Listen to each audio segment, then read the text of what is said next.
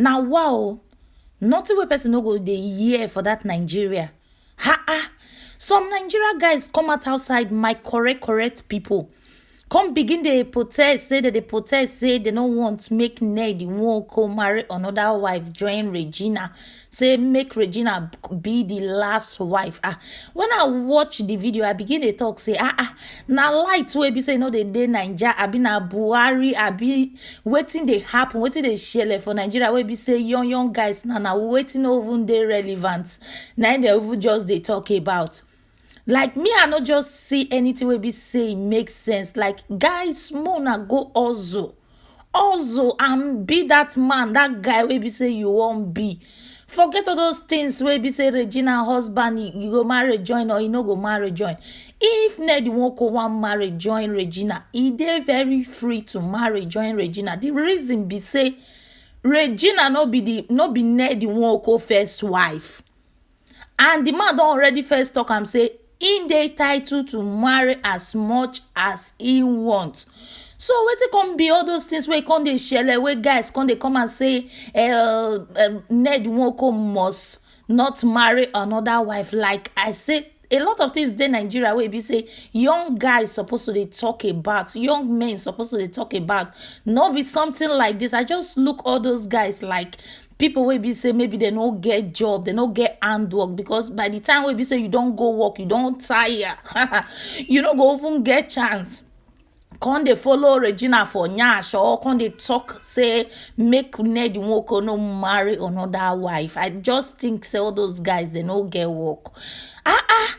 The man in the title to marry as much as he wants. For example, number one be say Regina no be the first wife, no be the second wife, no be the third wife.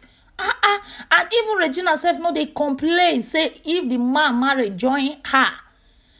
Regina no they complain about say make Ned no marry join her. Man wey be say he gets everything, wey be say he go fit take care of as much as many of women wey be say he won't marry. People go now. Which one can be the young guys own way they inside, whether they talk say they don't want to make a Ned Nwoko marry join Regina for what? Now I go tell the man wetin the man won't do. Regina come meet wives for the house. She come meet them, and she self still know say any baka the man fit still marry join her. And not be waiting person go just they break his head. Guys come just they come out outside. They let people they know say they don't want to make a Ned Nwoko they give una. Say they don't want to make Ned Nwoko marry join Regina Danes. That man will be saying be like that. So women no even know whether man don't hold this time around. They no want just use ear. Take ear say man don't. So far the man get pepper. He hold money. No, me I not think say maybe now people come they tell Ned Nwoko say make Ned Nwoko no marry join Regina. Like sometimes people know they think well, like waiting concern you concern say make Ned Nwoko no marry join Regina. Regina no go there as first wife, and the man they title to marry as much as he wants. Like all those young guys will just come they do all those things for streets. My advice for una be say Mona enter has read draw map. Add Ned Nwoko they even can't get money where be say people they talk about them. So make una do the same way and leave Regina husband no go marry, he no go marry. He not just consign una. He the man they title to marry as much as he wants. As Regina take enter there, if the another woman wants to enter there, the woman go still enter. My correct people, I go leave on Amukuna watch the video, because this thing will be says guys just do so. The thing you be like say the thing they vex me small. How you go just come out with the talk say you don't want? What is the man they give you now? Who he don't help? He don't help you. He don't, how much he don't they give you now? Or maybe they announce or give una small thing. December don't you through they reach. Mona go work, guys. Mona go work. So my Mona leave Regina. If the man want marry, let him marry. Video. As make it guys stay there street say that they protest say they no want make Ned Nwoko marry join Regina. Ned Nwoko must not marry another wife. If you want to watch more videos like this, go follow for that. Ned Nwoko never marry wife. our marriage is solid. Our marriage is based on understanding and respect over time. I met her and I liked her. We married within 3 weeks. Yes, within 3 weeks. I married all my wives within some period.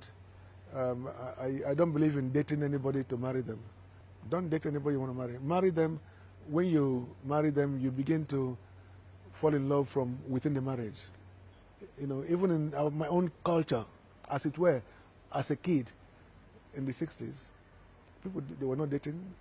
They will marry in arranged marriages, family to family. They choose a wife, and then most girls were expected to be virgins when they get married, and they build a family from there.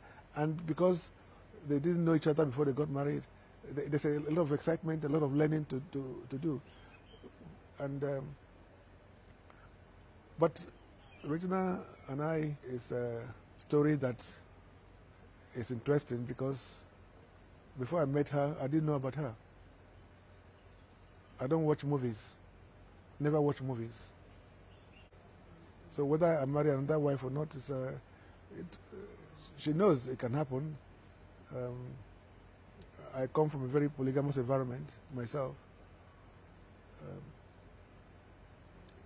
I love children, so I want more children. And she knows this, and my other wives, they also know it. So we'll see what happens in the future. You do everywhere. You do everywhere. That's why at night, you got a lot of them know zone 4, zone 5, zone 6. As na fabo ashawo.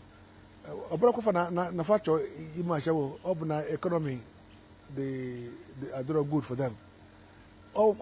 These are the ills of the society now that but as one man, one woman. Before the advent of Christianity, our tradition Igbo tradition allow for many wives and children, of course. That determines the size of the wealth you have, isn't it, in those days? So you see an average Northerner marrying 2, 3, 4. They're helping the women. They're helping the society. But the fallacy of it all is that, yes, religion and Christianity doesn't allow that in the South. And yet, the average Southern man with 10 girlfriends, you know, so you don't, the irony is so stark. I love my culture, my culture as I know it, not as they're trying to dilute it now. You know, I love culture.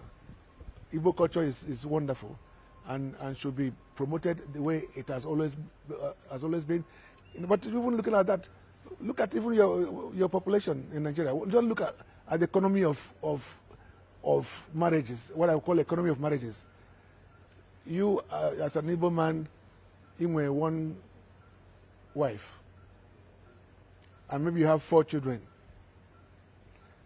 Onye Ugu with 4 wives. Each wife with 5 children. That's how many? 25 children. In the next 10 years, 20